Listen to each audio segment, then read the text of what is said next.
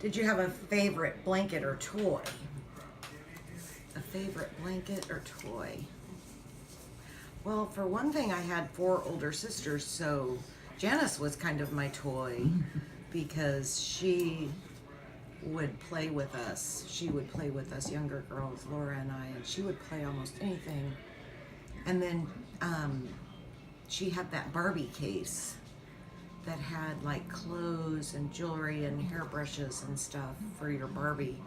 And then, I don't know if anybody remembers this but me, but when I was little, a really popular toy was this big head. It was just a head on a base, and you could style, it was a girl's head, and you could style her hair and put makeup on her, and then you could wash it off and start over, and I loved that big head. I'm gonna get it one. Okay. Well, that's a sad question. It says, "What was your very first job with a paycheck?" Well, I'm privileged, so I've never had to have a job. Not yet.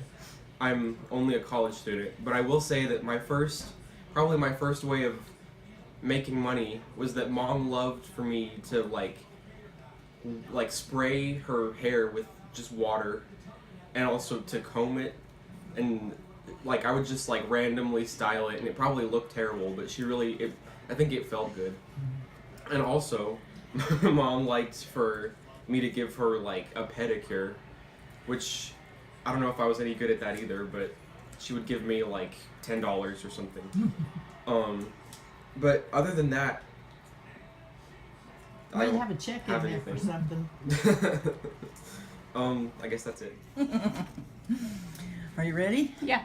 What can frighten you the most and why? Ooh, well, that's a really strange question because I was a scaredy cat my whole life. Everything frightened me. I was afraid of new people. I was afraid of new things. Thunderstorms just sent me to a whole different place. Then went out to Girl Scout camp out in Tonganoxie, and the place where we cooked was an open shelter with a big fireplace at one end, and we all gathered under there one day because there was a big old storm coming up, and there were picnic tables there, and I got clamped a hold of the seat to that picnic table during that storm, and they thought they were going to have to call 911, which didn't exist at the time, to come unclamp me. And to this day I still get a little nervous about storms, not near like what I used to, but flying on an airplane, that was never a good thing for me. And of course I had to do it sometimes 3 and 4 times a week for my job, so I talked to my doctor about it, and he gave me a little magic pill. And the first time I took it on the plane, I was going back to Washington D.C. and flying through some turbulence, and I went, that feels kind of rough. We could crash. I don't really care. So the pills worked well, and I knew if I had my pill I could fly anywhere. So you know, as life goes on, and you find out the things that you really should be afraid of. And I was telling Sylvia just the other day, honestly, since my cancer diagnosis, thunderstorms don't scare me anymore. The wind doesn't scare me anymore. It's like, yeah, whatever. Come and give it your best shot, dude. Come and get me. So you just figure out what things are really worth being afraid of and what aren't.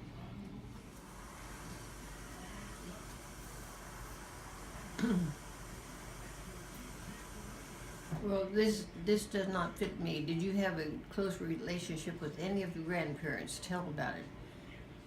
I can't tell about it because it didn't happen. Granddad Williams was very scholarly, and his second wife, his first wife was Anna Lucretia, born and died. I've got that in the book in there. But his second wife did not like all these Williams girls. They were too big.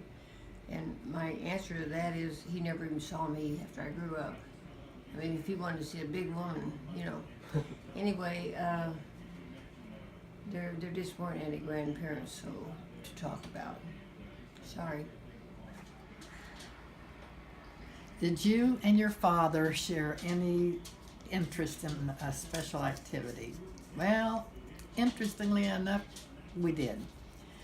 When I was about 13, my dad was a big time photographer, and he would take me on shoots with him, and we did a lot of buildings, architecture, and one of my favorite times with my dad was they built this huge harbor bridge from Corpus Christi over to Port Aransas. And my dad took me up on the bridge while it was still in process, and it was windy, and I got to hold things still, hold this tripod, and do all these things to take pictures from the bridge because we had some beautiful moon shots over the water, over the bay, and I guess that was my special activity with my dad, was his photography. Ooh. Describe a favorite vacation during your adult years. Well, let's see. If I'm counting like adult years being like since I was 18, then let's see. I've been to Europe like 3 times since I was 18, but none of them were really vacations. They were all for like different organizations, but I definitely count going to Europe a vacation like every single time. Even like when I went to Spain for my study abroad experience, that felt like a vacation, even though it was for academic credit.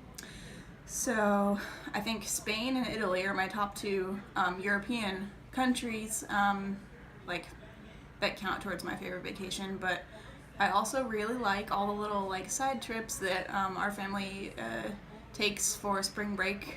We went to Oklahoma and Arkansas and Nebraska City and yeah, Washington D.C., but that was before I was an adult. Oh.